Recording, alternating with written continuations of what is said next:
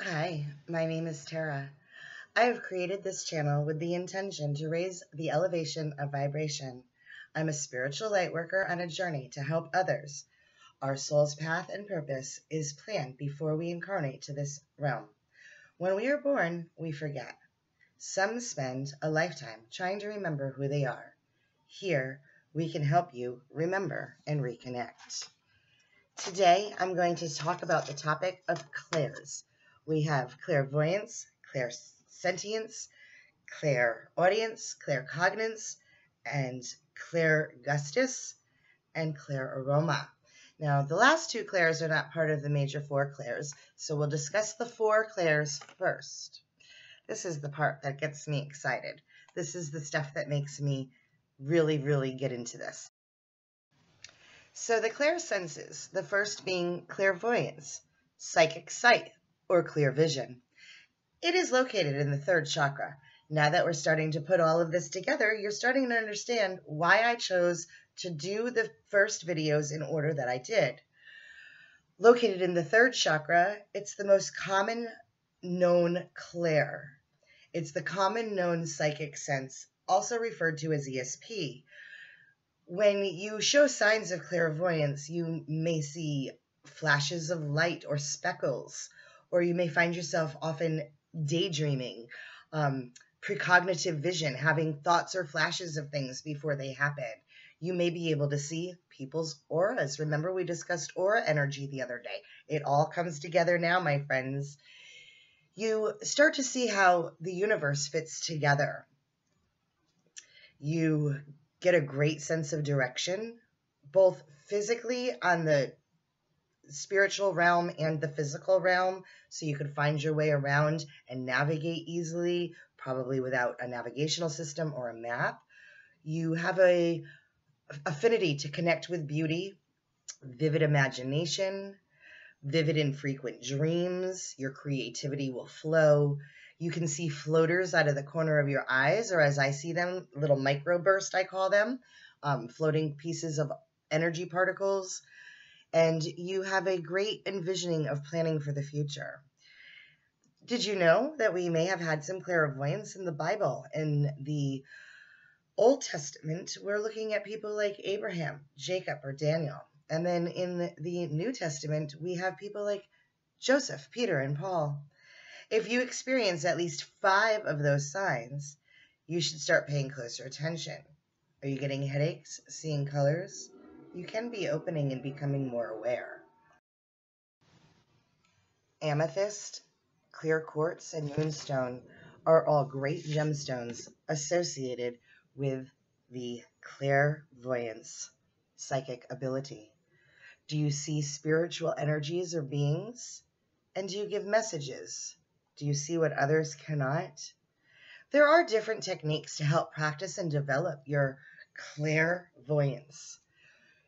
They can be clairvoyant games like, intuitively picking which another says, using crystals, amethysts, moonstones, Herkimer diamonds, keeping a dream journal, asking help of the spirit guides, and psychic meditation, unblocking clairvoyant fears if somebody told you when you were younger that you shouldn't be having these visions, and of course using positive affirmations such as, I trust my intuition, I focus on my third eye. And you can keep practicing reading auras.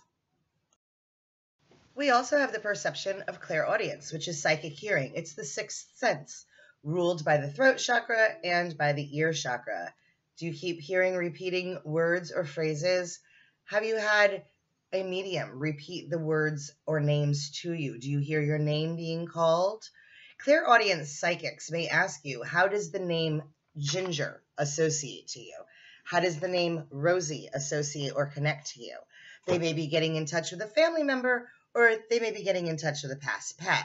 Think along the terms of John Edwards as he gets his confirmations and he does his psychic premonitions, and he is able to hear it in his head over and over and repeat what he's hearing to others. Communication with animals is very easy for a clairaudient person. They can actually hear and feel what that feeling is a different one. Let's just keep going forward on clairaudience, shall we? So, clairaudience signs. If you think that you may be clairaudient, these are the signs to look for. A tendency to talk to self. Preferred method of learning is through listening. A dislike of sudden or loud noises. You need some time to be alone to recharge. Frequent ringing and buzzing in the ears. Personalized messages from the media. For example, the spirit is getting in touch with you through movies or TV dramas or commercials that reflect on your current situation in your life in the right now. Music is very important to their souls. They're a good listener. They hear the voices of guidance and advice in their mind, and they can hear what others cannot. Be careful. We don't want to claim it as schizophrenia. It's good to carry or wear a garnet or a phantom cord. For development of clairaudience, some of the things that you could practice is listening, using your physical ears as well as closing your eyes and practicing tuning in, playing classical music, and really focusing in on one instrument at a time. You can go outside and sit outside and listen to the different sounds of nature and tune into one sound at a time. Focus. Can you hear that over anything else? Imagine sounds in your mind. For instance, in a silent area, focus and see. Can you hear a car horn beeping? A telephone ringing? A baby crying? These are some ways to practice the psychic development of clairaudience. Also, meditate. Let your mind just be at rest and declutter. Once you master quieting of the mind, then focusing on looking downward or inward for answers and downloading that information. Clairsentience. This is my personal favorite and strongest. This was the first one to develop for me. This is psychic feeling. Receiving messages from the energy around you, being able to read energy, seeing the energy in pictures, seeing the energy in people, plants, people, places, things, ideas. It comes from the heart chakra, and examples would be things like knots in your stomach, dizziness, flashes, chills, goosebumps, tingles, knots. I said knots in your stomach, that gut feeling. Empaths are the biggest clairsentients. They can really feel other people's energy and a lot of times misconstrue it for their own if they are not developed and don't understand how to psychically shield and protect themselves. Signs of clairsentience are feeling drained after being around other people and in big crowds because it takes up their energy. They have excellent instincts of people, places, things, and situations. You can feel and see the energy in a room. You can actually sense what's going on. You can, funny story, I can walk into a room and determine what has been being done in that room, whether it was a fight, whether it was kissing, whether it was cooking, whatever it was, I can feel it and pick it up. And sometimes I'll turn around and walk back out because it's not my business. Okay. So you can feel when the people close to you are having a bad day or when they're sad, even if they're putting on a projected smile. You can find yourself crying at commercials, the news, sad songs. Man, every time I hear that song, Christmas Shoes, I break down. Emotional movies will leave you in tears. You feel the emotions and pain of other people randomly, and you're super sensitive to your environment. You can physically and emotionally be connected to others and not know that it's theirs. People refer to you as oversensitive. That's me. I'm oversensitive. You have strong gut feelings, and shopping at thrift stores and wearing secondhand clothing and hand-me-downs, you just can't do it. That energy gets to you. Pink tourmaline, rose quartz, and smithsonite are great stones to carry. For development of your clairsentience abilities, you want to focus on your environment. You want to use clairsentience to start reading your family and friends and sense the energy from people's personal belongings. Ask them to hold on to something and pick up on the vibes that they're giving you. Balance your heart chakra. Balance your heart chakra. I'm pointing to my throat, and I meant to point to my heart. Be grateful for this gift and embrace it. For the coping mechanisms of clairsentience and being an empath are quite burdensome. So don't be afraid to express the emotions. Don't be afraid to take on other people's emotions or ailments that they're not going to become yours. Be creative. do some journaling, do some writing, meditate, listen to music. If you can, play some instruments. Claircognance is a clear knowing. It's an intuitive knowing. You just think something and it happens. It's located and associated in the crown chakra. So if you wake up in the morning and you have a song in your mind and then you put on the radio and that song is playing, that's an example of claircognance.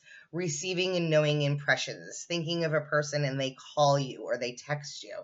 The spirit puts the ideas in your head and then it is just like accepted and you know it. You just have this fundamental education and you do not know why. There is no rhyme or reason. It has been just transmuted through osmosis from there to here. Signs of claircognance may be you just know and you don't know why. You know situational outcomes before the event even is going to take place and you can predict how it will end. You can finish other people's sentences. You have excellent gut instincts, just like the Clairsentience do.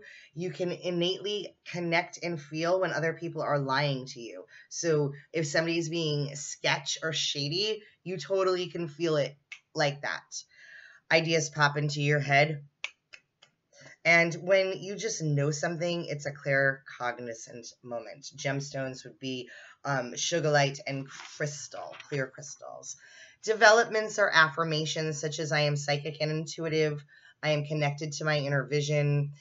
There's things that you can do to develop it, such as automatic writing. Now, Doreen Virtue was somebody that wrote a lot of her novels through automatic writing, where she would just sit down and start typing, put a question on the screen, and then type, and then it would be answered for her. Doreen Virtue was one of the very first people that I really started to be inspired by, to follow. She doesn't follow the same path as me anymore, but it doesn't disqualify the information that I've learned from her.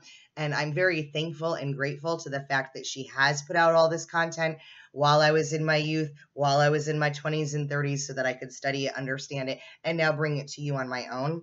Meditation, always going back to meditation and centering and getting back into yourself, and practice listening to your gut instinct regularly. Now, there are two newer, more relatively added clairsenses that have developed through the course of my studies, growing up and studying under Doreen and growing up and learning about this on my own.